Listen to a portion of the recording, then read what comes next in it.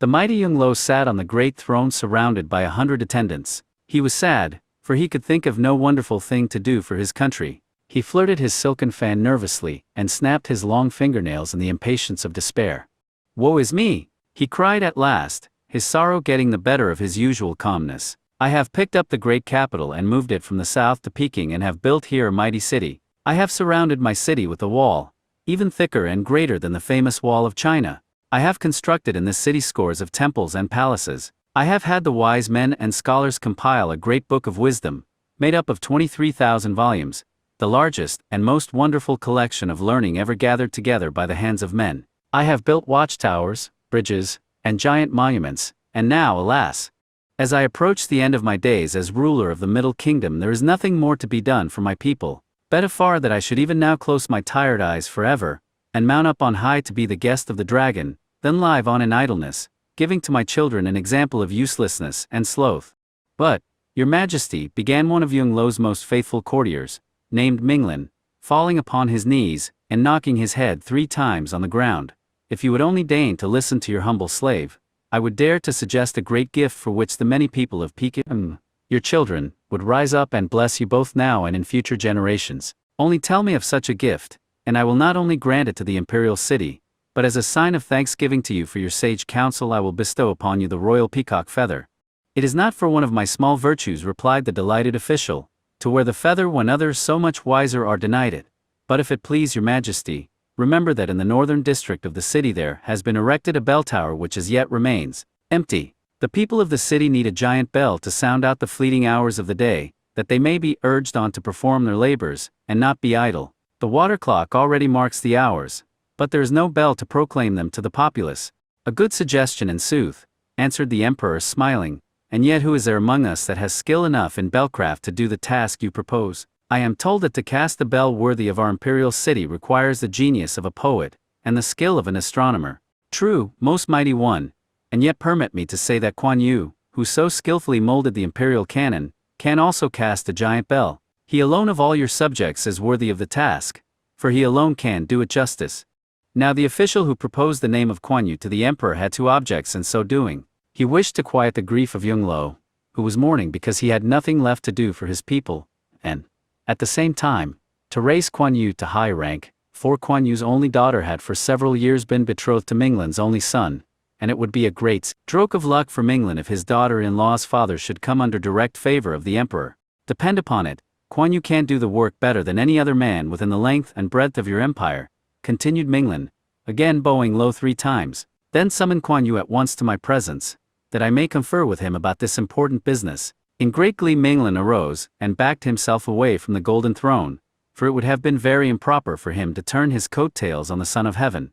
But it was with no little fear that Kuan Yu undertook the casting of the great bell. "Can a carpenter make shoes?" he had protested, when Minglin had broken the emperor's message to him. "Yes," replied the other quickly, "if they be like those worn by the little island dwarfs, and therefore, made of wood. Bells and cannon are cast from similar material. You ought easily to adapt yourself to this new work." Now when Kuan Yu's daughter found out what he was about to undertake, she was filled with a great fear. "Oh, honored father," she cried, "think well before you give this promise. As a cannon maker you are successful, but who can't say about the other task? And if you fail, the Great One's wrath will fall heavily upon you." "Just hear the girl," interrupted the ambitious mother. "What do you know about success and failure? You'd better stick to the subject of cooking and baby clothes, for you will soon be married. As for your father, pray let him attend to his own business. It is unseemly for a girl to meddle in her father's affairs." And so poor Koai, for that was the maiden's name, was silenced, and went back to her fancy work with a big tear stealing down her fair cheek, for she loved her father dearly, and there had come into her heart a strange terror at thought of his possible danger.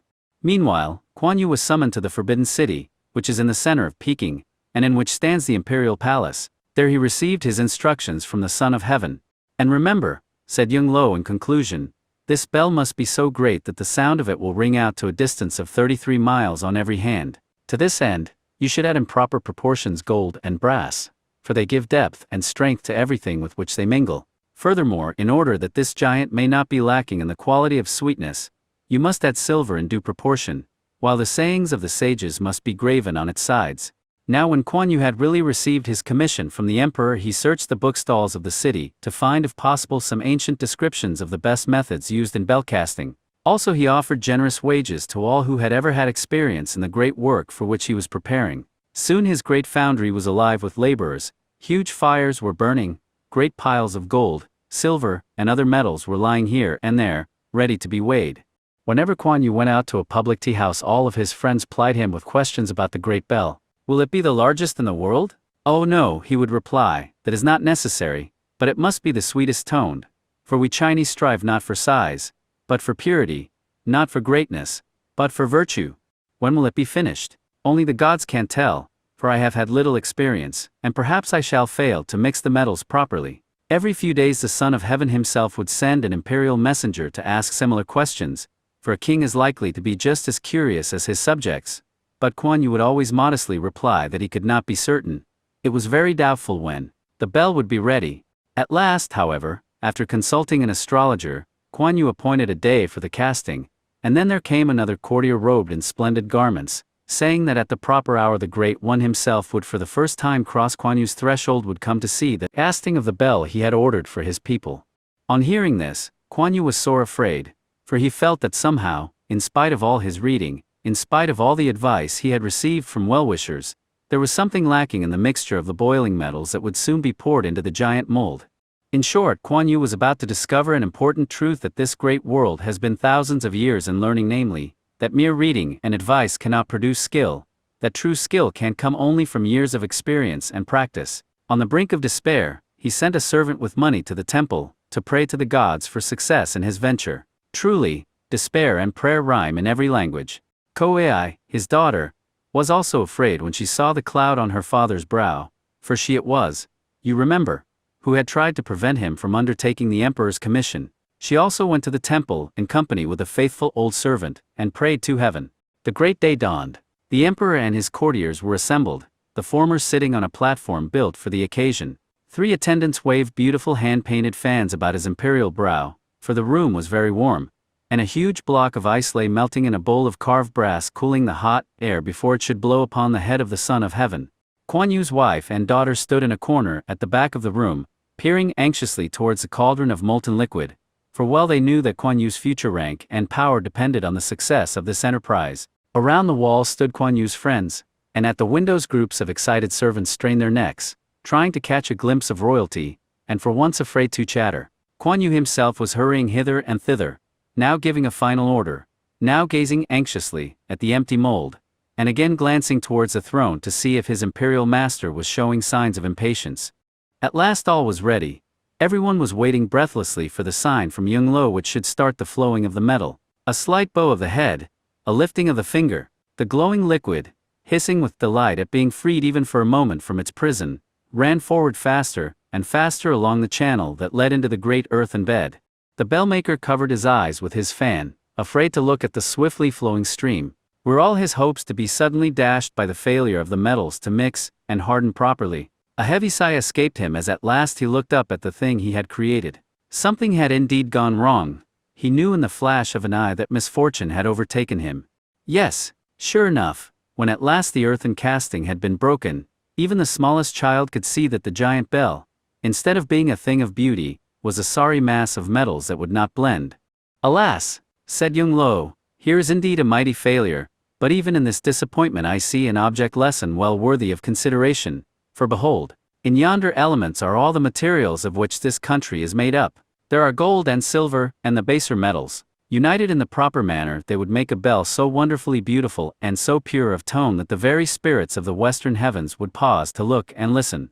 But divided they form a thing that is hideous to eye and ear. Oh, my China! How many wars are there from time to time among the different sections, weakening the country, and making it poor? If only all these peoples, great and small, the gold and silver, and the baser elements, would unite, then would this land be really worthy of the name of the Middle Kingdom.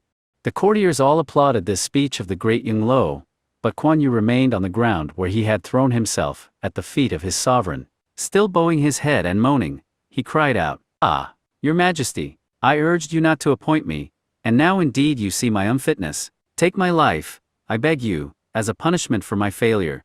"Rise, Kuan Yu," said the great prince. I would be a mean master indeed if I did not grant you another trial. Rise up and see that your next casting profits by the lesson of this failure."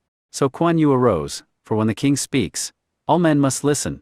The next day he began his task once more, but still his heart was heavy, for he knew not the reason of his failure, and was therefore unable to correct his error. For many months he labored night and day. Hardly a word would he speak to his wife, and when his daughter tried to tempt him with a dish of sunflower seed that she had parched herself, he would reward her with a sad smile, but would by no means laugh with her and joke as had formerly been his custom. On the 1st and 15th day of every moon, he went himself to the temple, and implored the gods to grant him their friendly assistance, while Koai added her prayers to his, burning incense, and weeping before the grinning idols.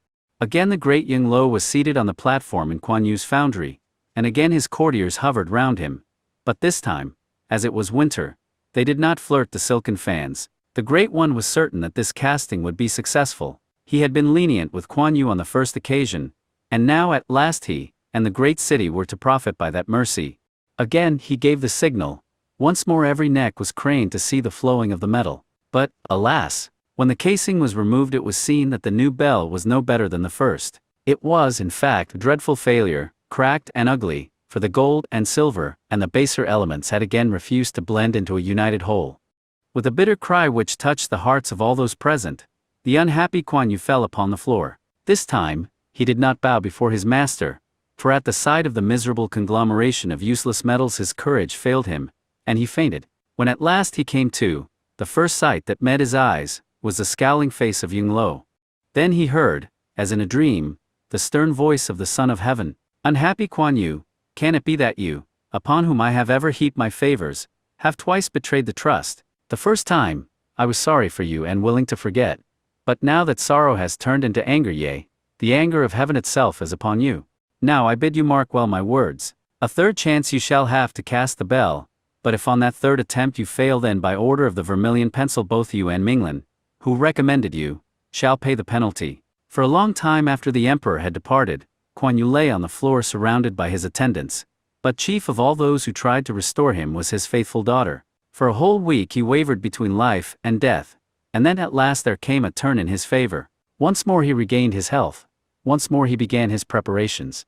Yet all the time he was about his work his heart was heavy, for he felt that he would soon journey into the dark forest, the region of the great yellow spring, the place from which no pilgrim ever returns. Koai, too, felt more than ever that her father was in the presence of a great danger. "Surely," she said one day to her mother, "a raven must have flown over his head. He is like the proverb of the blind man on the blind horse coming at midnight to a deep ditch. Oh, how can he cross over?" Willingly would this dutiful daughter have done anything to save her loved one. Night and day she racked her brains for some plan, but all to no avail. On the day before the third casting, as Koai was sitting in front of her brass mirror braiding her long black hair, suddenly a little bird flew in at the window and perched upon her head. Immediately the startled maiden seemed to hear a voice as if some good fairy were whispering in her ear. "Do not hesitate. You must go and consult the famous juggler who even now is visiting the city. Sell your jade stones and other jewels, for this man of wisdom will not listen unless his attention is attracted by huge sums of money." The feathered messenger flew out of her room, but Koai had heard enough to make her happy. She dispatched a trusted servant to sell her jade and her jewels, charging him on no account to tell her mother. Then, with a great sum of money in her possession, she sought out the magician who was said to be wiser than the sages in knowledge of life and death. "Tell me," she implored, as the graybeard summoned her to his presence, "tell me how I can save my father, for the emperor has ordered his death if he fails a third time in the casting of the bell." The astrologer, after plying her with questions, put on his tortoise-shell glasses and searched long in his book of knowledge. He also examined closely the signs of the heavens, consulting the mystic tables over and over again. Finally, he turned toward Koai, who all the time had been awaiting his answer with impatience. "Nothing could be plainer than the reason of your father's failure, for when a man seeks to do the impossible, he can expect fate to give him no other answer. Gold cannot unite with silver, nor brass with iron, unless the blood of a maiden is mingled with the molten metals, but the girl who gives up her life to bring about the fusion must be pure and good." With a sigh of despair Koai heard the astrologer's answer. She loved the world, and all its beauties. She loved her birds, her companions, her father. She had expected to marry soon, and then there would have been children to love and cherish. But now all these dreams of happiness must be forgotten. There was no other maiden to give up her life for Kuan Yu. She, Ko-ai, loved her father, and must make the sacrifice for his sake. And so the day arrived for the third trial, and a third time Young Lo took his place in Kuan Yu's factory, surrounded by his courtiers. There was a look of stern expectancy on his face. Twice he had excused his underling for failure. Now there could be no thought of mercy. If the bell did not come from its cast perfect in tone and fair to look upon, Kuan Yu must be punished with the severest punishment that could be meted out to man, even death itself. That was why there was a look of stern expectancy on Young Lo's face, for he really loved Kuan Yu, and did not wish to send him to his death. As for Kuan Yu himself, he had long ago given up all thought of success, for nothing had happened since his second failure to make him any surer this time of success. He had settled up his business affairs, arranging for a goodly sum to go to his beloved daughter. He had bought the coffin, in which his own body would be laid away, and had stored it in one of the principal rooms of his dwelling. He had even engaged the priests and musicians who should chant his funeral dirge, and, last but not least, he had arranged with the man who would have charge of chopping off his head, that one fold of skin should be left uncut, as this would bring him better luck on his entry into the spiritual world than if the head were severed entirely from the body. He had even engaged the priests and musicians who should chant his funeral dirge, and, last but not least, he had arranged with the man who would have charge of chopping off his head, that one fold of skin should be left uncut, as this would bring him better luck on his entry into the spiritual world than if the head were severed entirely from the body. Of all those present in the great foundry, perhaps the devoted Ko-ai was the least excited. Unnoticed, she had slipped along the wall from the spot where she had been standing with her mother, and had planted herself directly opposite the huge tank in which the molten, seething liquid bubbled, awaiting the signal when it should be set free. Ko-ai gazed at the emperor, watching intently for the well-known signal. When at last she saw his head move forward, she sprang with a wild leap into the boiling liquid, at the same time crying in her clear, sweet voice, "For thee, dear father, it is the only way." The molten white metal received the lovely girl into its ardent embrace, received her, and swallowed her up completely, as in a tomb of liquid fire. And Kuan Yu, what of Kuan Yu, the frantic father? Mad with grief at the sight of his loved one giving up her life, a sacrifice to save him, he had sprung forward to hold her back from her terrible death, but had succeeded only in catching one of her tiny jeweled slippers as she sank out of sight forever, a dainty, silken slipper to remind him always of her wonderful sacrifice. In his wild grief, as he clasped this pitiful little memento to his heart, he would himself have leaped in, and followed her to her death, if his servants had not restrained him until the emperor had repeated his signal and the liquid had been poured into the cast. As the sad eyes of all those present peered into the molten river of metals rushing to its earthen bed, they saw not a single sign remaining of the departed Ko-ai. This, then, my children, is the time-worn legend of the Great Bell of Peking, a tale that has been repeated a million times by poets, storytellers, and devoted mothers, for you must know that on this third casting, when the earthen mold was removed, there stood revealed the most beautiful bell that I had ever looked upon, and when it was swung up into the bell tower there was immense rejoicing among the people. The silver and the gold, and the iron, and the brass, held together by the blood of the Virgin, had blended perfectly, and the clear voice of the monster bell rang out over the great city, sounding a deeper, richer melody than that of any other bell within the limits of the Middle Kingdom, or, for that matter, of all the world. And strange to say, even yet the deep-voiced colossus seems to cry out the name of the maiden who gave herself a living sacrifice, Ko-ai, Ko-ai, Ko-ai, so that all the people may remember her deed of virtue 10,000 years ago.